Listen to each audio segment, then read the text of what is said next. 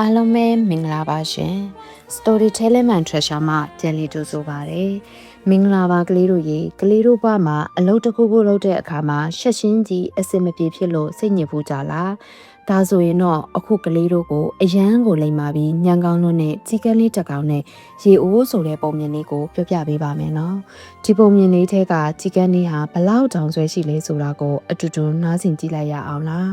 အလွန်ပူပြင်းလာတဲ့နွေရာသီရဲ့နေ့တစ်နေ့မှာပေါ့ကြီးကန်းလေးတစ်ကောင်ဟာရေအရမ်းငတ်နေတာကြောင့်ရေတောက်ဖို့ကိုလိုက်ရှာနေခဲ့ပါတယ်။တောဆက်ကအိမ်ုံအိမ်ပက်ကြီးတစ်လုံးရဲ့အပြင်ဘက်ကိုရောက်တဲ့အခါမှာတော့ဝမ်းသာစရာကောင်းအောင်ရေအိုးလေးတစ်လုံးကိုတွေးလိုက်ရပါတော့တယ်ကလေးတို့ရေ။ကြီးကန်းလေးဟာဝမ်းသာအားရဖြစ်သွားပြီးရေအိုးနားကိုအမြန်ဆုံးပြန်တန်းသွားခဲ့ပါတယ်။ဒါပေမဲ့ရေအိုးထဲကရေကိုငုံကြည့်လိုက်တဲ့အခါမှာတော့အိုးထဲကရေကနည်းနည်းလေးပဲရှိပါတော့တယ်။အိုးကလည်းနံလွန်းနေတာကြောင့်ကြီးကန်းရဲ့နှုတ်သီးလေးကရေကိုဘလို့မှမမိနိုင်မှုဖြစ်နေတော့တာပေါ့အဲ့ဒါနဲ့ကြီးကန်းလေးဟာခဏတော့စိတ်ပြတ်သွားပါတော့တယ်ငါဒီလောက်ရေငတ်နေတာရေကိုမျက်စိရှိမှမြင်ပါလျက်နဲ့တောက်ခွင့်မရတော့ဘူးလားဆိုပြီးတွေးမိတာပေါ့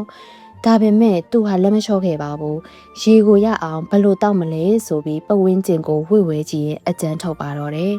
အဲ့ဒီအချိန်မှာအိုဘေးနားမှာပြန်ကျဲနေတဲ့ကြောက်ခဲလေးတွေကိုမြင်ပြီးသူ့အကြံတစ်ခုရသွားပါတော့တယ်။ကြီးကန်းလေးဟာကြောက်ခဲလေးတွေကိုနှုတ်သီးနဲ့တလုံးချင်းစီကိုက်ရှိပြီးရေအိုးထဲကိုစိတ်ရှည်လက်ရှည်ပစ်ထည့်ပါတော့တယ်ကလေးတို့ရေ။ကြောက်ခဲ10လုံးလောက်ထည့်လိုက်တဲ့အခါမှာတော့ရေဟာအနှင်းငယ်တက်လာပါတယ်။အဲ့ဒါနဲ့သူဟာအသက်သွားပြီးတော့နောက်ထပ်ကြောက်ခဲတွေကိုမမောနိုင်မပန်းနိုင်စက်တိုက်ကိုက်ရှိပြီးထည့်ပြန်มาတော့တယ်။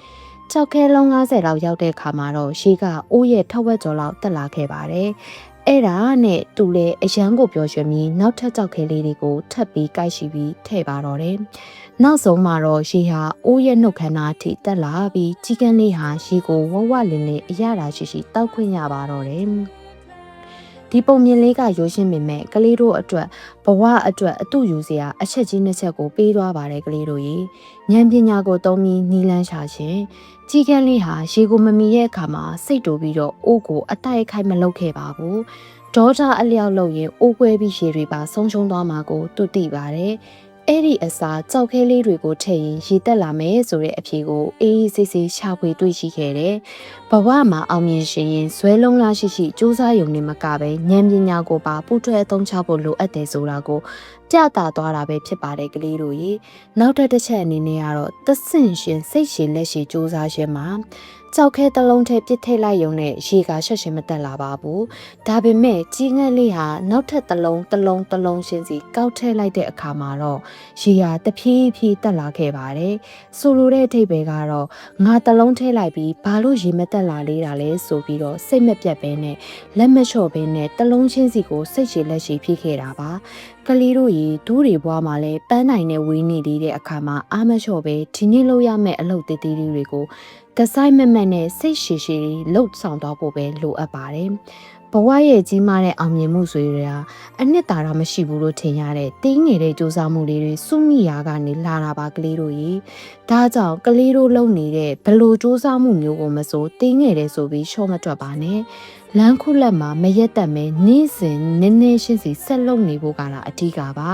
ကြောက်ခဲတလုံးချင်းစီကနေအိုးအပြည့်ရေဖြစ်လာတယ်လို့ကလေးတို့ရဲ့နေ့စဉ်စူးစမ်းမှုတွေကတနေ့နေ့မှာကြီးမားတဲ့အောင်မြင်မှုကြီးတွေဖြစ်လာမှာပါကလေးတို့ရေဗီဒီယိုလေးကိုအဆုံးထိကြည့်ပေးလို့ကျေးဇူးများကြီးတင်ပါတယ်ကလေးတို့ရေဒီပုံမြင်လေးကိုကြိုက်နှစ်သက်တယ်ဆိုရင် like နဲ့ share လေးလုပ်ပေးဖို့မမေ့ပါနဲ့အောင်နော်နောက်ထပ်ပုံမြင်ကောင်းလေးတွေနဲ့ဗဟုတုတရားရစရာဗီဒီယိုလေးကိုလည်းဆက်လက်ကြည့်ရှုဖို့အတွက်ကျမတို့ရဲ့ channel ကို subscribe လုပ်ထားဖို့လည်းမမေ့ပါနဲ့အောင်နော်ကလေးတို့အားလုံးစိတ်ချမ်းသာစွာနဲ့ပညာထူးချွန်ပြီးကျန်းမာတဲ့ကလေးတွေဖြစ်ကြပါစေလို့စစ်မွန်နောင်ကတောင်းပေးလိုက်ပါတယ်ရှင်